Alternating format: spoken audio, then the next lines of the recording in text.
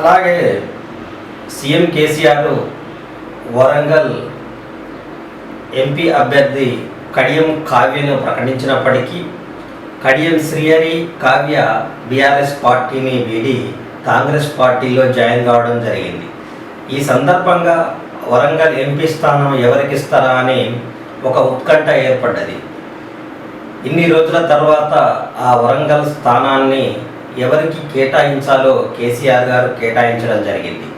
ఒక ఉద్యమకారుడు మారేపల్లి సుధీర్ కుమార్ గారికి వరంగల్ ఎంపీ సీటు కేటాయించడం హర్షణీయంగా భావిస్తున్నారు.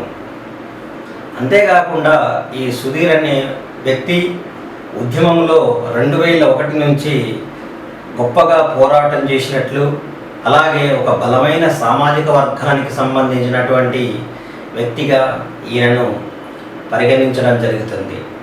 జడ్పీ చైర్మన్గా కూడా ఈయన పదవులను అనుభవించారు.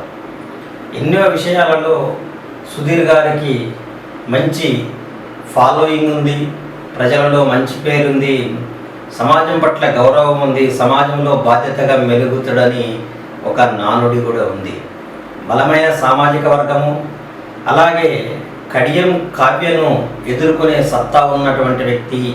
అలాగే ఈ వరంగల్ ఎంపీ స్థానాలలో ముగ్గురు బలమైన వ్యక్తులుగానే చెప్పుకుంటున్నారు. కడియం శ్రీహరి కూతురు, అలాగే మన మారేపల్లి సుధీర్ కుమార్, అలాగే ఆరూరి రమేష్, ఈ ముగ్గురికి ఒక్కొక్కరికి ఒక్కొక్క స్థానంలో ఎక్కువ బలం ఉంది. ఈ ముగ్గురిలో ఎవరికి ఎంపీ సీటు గెలవబోతున్నారో, లోక్సభ స్థానం కైవసం కాబోతుందనే విషయాన్ని మనం వేచి చూడాల్సిందే. ఎన్నికల సందర్భంగా అన్ని పార్టీలలో ఎన్నికల ప్రచారం పెద్ద ఎత్తున మొదలయ్యింది. ఈ ప్రచార సందర్భంగా ప్రచార కార్యక్రమంలో అందరూ నిమగ్నమై రాష్ట్ర ప్రగతి కంటే ఎన్నికల ప్రచారంలో గెలిపే ప్రధాన ధ్యేయంగా ప్రతి పార్టీ పనిచేస్తుంది. అందులో ఎటువంటి సంశయం అక్కర్లేదు.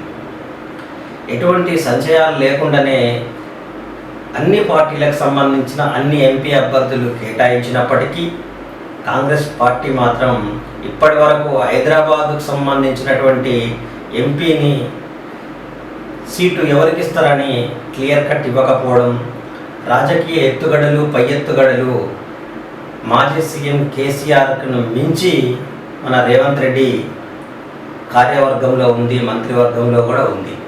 రాజకీయమే ప్రధాన ఎజెండాగా కాంగ్రెస్ పార్టీ పనిచేస్తూ తెలంగాణ రాష్ట్రాన్ని అప్పుల కుప్పలాగా మార్చింది. ఇప్పటి వరకు కాంగ్రెస్ ప్రభుత్వం ఏర్పడిన తర్వాత సుమారుగా 38,000 కోట్ల అప్పులు తెచ్చి తెలంగాణ రాష్ట్రాన్ని అప్పుల తెలంగాణగా మార్చడానికి శ్వేతపత్రం రిలీజ్ చేసిర్రు అని మనకు అర్థమవుతుంది. రేవంత్ రెడ్డి చెప్పే మాటలలో ఉన్నటువంటి గొప్ప గొప్ప విషయాలు చేతల్లో ఒకటి కూడా కనపడకపోవడం తెలంగాణ రాష్ట్ర ప్రజలు చేసుకున్న దురదృష్టం.